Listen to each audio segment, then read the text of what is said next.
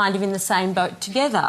But it was interesting how it was those that had some faith, who had the time too, no doubt, who were there helping. And to me it's... Was this a private institution? Waleed, private what institution? The one you were visiting, was it? I was visiting a detention centre run by the government.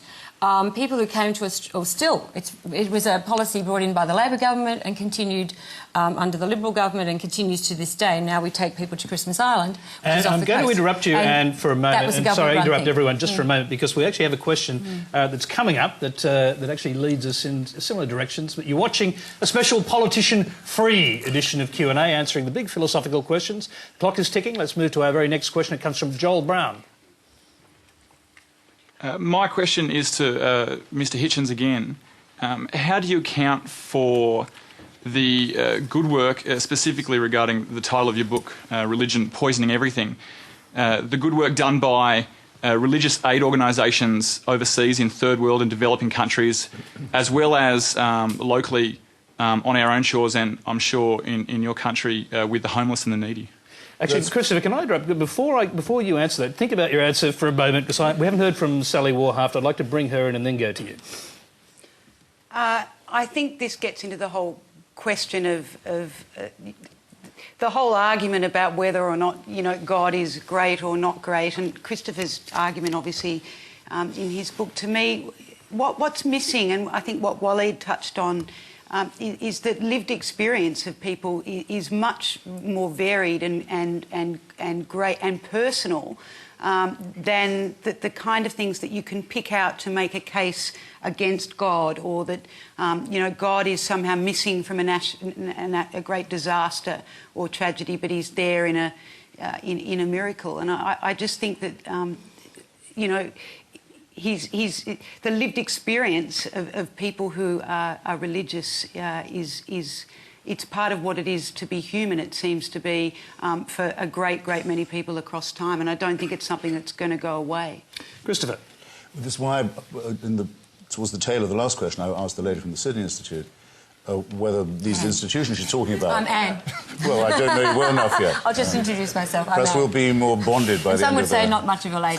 We'll be more intimate by the end of the... None of us would say that. Well, I know people who would. It's just not the way I was brought up. Perhaps by the end of the show we'll be more intimate. Well, I asked her about... Because she wasn't content just to say religious people volunteer for charity, as if that was news to anybody. But she had to couple it with a smear against Fabianism and social democracy. Now, as a matter of fact... Well, they weren't there, Christopher. That's all I was saying. I'm so sorry to say that without the efforts of Fabianism... But you're good at smears. The efforts of Fabianism... What's wrong with a smear? I don't... I'll get to the end of this sentence if it kills you.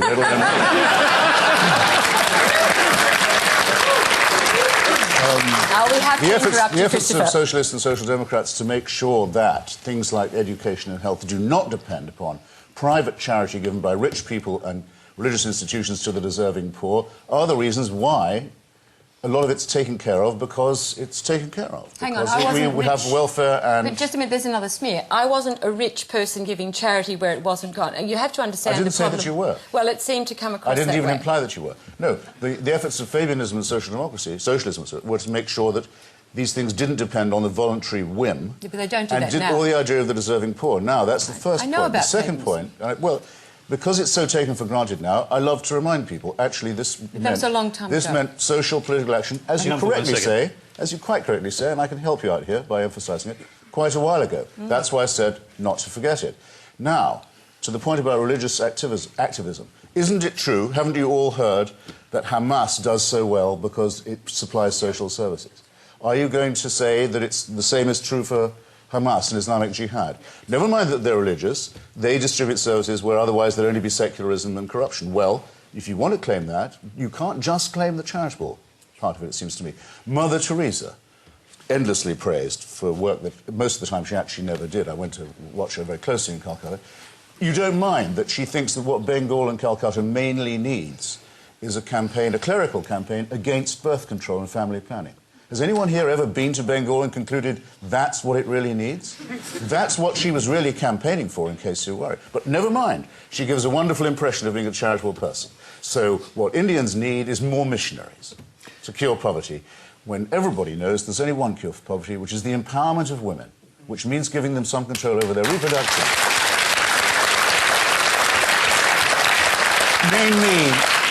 Name me a Catholic or Muslim charity that goes into the fields determined to secure the empowerment of women. Well, and you'll have the ghost of a point. Let's see if Frank Brennan... Until now you don't. Let's see if Frank Brennan can address that point. Well, let's take it. I mean, people like Amartya Sen have argued very strongly and persuasively, like yourself, Christopher, that empowerment of women is the key to the development of peoples. Now, why don't we just drop the bagging and smearing and saying, all right, anyone who's out there, let's judge them by their fruits. Whether they're atheists or whether they're Catholics or whatever, let's drop the bagging and smearing. Let's say, right, we agree. What we've got to be working for is the empowerment of women. And there are people of religious dispositions who are passionately committed to that. And yes, there will be mistakes made in terms of policies and in terms of moral theories, but that's where I think in a pluralist society like Australia, we can have the respectful dialogue and we can work those things through, as we do this evening. Wally Daly. Just trying to figure out which aspect to take. I think... I guess that the argument being made in that question is religion doesn't poison everything because there are people who do good works. I think there's a real call that needs to be made for some honesty here on the part of religious people. And that is that, yes, lots of religious people do lots of very good things. And there was research published, I think, 2 years ago looking at Generation Y Australians that found that those who were more religiously committed were more socially aware, they were more committed to the social good and all that sort of thing. And you can point to those studies and you can say that's wonderful. But in a sense, I think you get caught in a reactionary argument, which is with all these people lining up saying, look how horrible religion is, you get a religious response that says, no, we're good, look at these charities, turning a blind eye to not only some of the points that Christopher raises, but also the fact that there are religious charities that do a lot of that religious work for their own ends that, in my judgment, are actually quite nefarious at times. Religions can be used as a cover and a pretext for violence and evil and all sorts of things. It can be instrumentalised in that way. It can also be instrumentalised in the opposite way.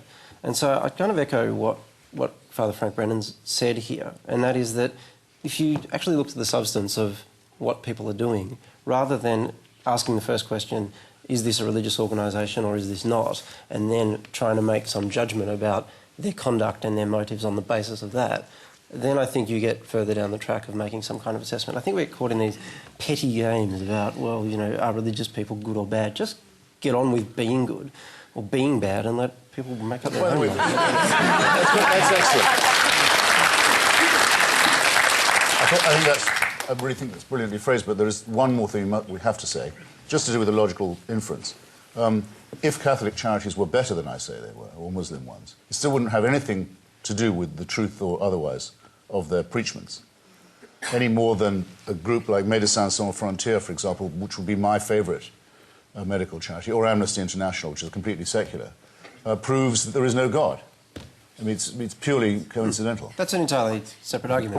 But if the question is... It's part of the premise that needs to be No, but stated. if the question is about... Okay, and I'm going to interrupt you all because there's a questioner, and Christopher Hitchens obviously has got a lot of attention from our audience, and here's a question aimed directly at him.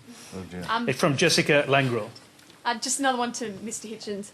You typically stereotype religious people as dogmatic and fundamentalists. No, I don't. How is this when people who listen to you feel as if you're the one being dogmatic and fundamentalist in your evangelical pursuit to convert the world to atheism? Well, I would have expected more applause for a cheap point like that. That's more like now, that's more like what I call applause. I will have to, Tony, put myself in the safekeeping of your audience tonight, here, physically, and those who are watching, and ask them if they really think that's what I do or what I'm like. And that the reason the questions come to me, all of them so far, is not just because of my sexual charisma. But if it was that all this, this description of me as dogmatic and my only description of others as being dogmatic was true, then I wouldn't be able to correct it in the time of this show. Christopher, just getting to the point of why religion still resonates, here's a quote from your book for you to reflect on. Religion is the sigh of the oppressed creature, the heart of a heartless world. It is the spirit of a spiritless situation. This is the